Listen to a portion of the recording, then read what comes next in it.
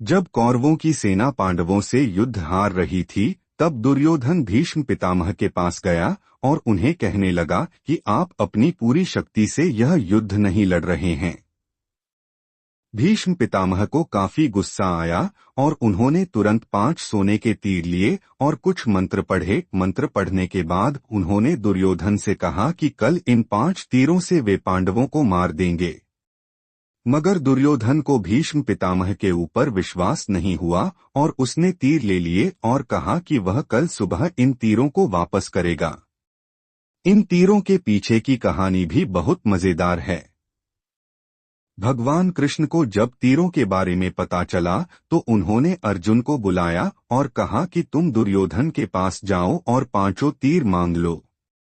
दुर्योधन की जान तुमने एक बार गंधर्व से बचाई थी। इसके बदले उसने कहा था कि कोई एक चीज जान बचाने के लिए मांग लो, समय आ गया है कि अभी तुम उन 5 सोने के तीर मांग लो। अर्जुन दुर्योधन के पास गया और उसने तीर मांगे। क्षत्रिय होने के नाते दुर्योधन ने अपने वचन को पूरा किया और तीर अर्जुन को दे दिए। द्रोणाचार्य को भारत का पहले टेस्ट ट्यूब बेबी माना जा सकता है। यह कहानी भी काफी रोचक है।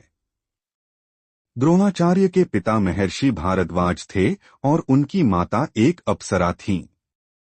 दरअसल एक शाम भारद्वाज शाम में गंगा नहाने गए, तभी उन्हें वहां एक अप्सरा नहाती हुई दिखाई दी। उसकी सुंदरता को देख ऋषि मंत्रमुग्ध हो गए और उनके शरीर से शुक्राणु निकला, जिसे ऋषि ने एक मिट्टी के बर्तन में जमा करके अंधेरे में रख दिया।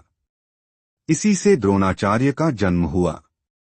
जब पांडवों के पिता पांडु मरने के करीब थे तो उन्होंने अपने पुत्रों से कहा कि बुद्धिमान बनने और ज्ञान हासिल करने के लिए वे उनका मस्तिष्क खा जाएं।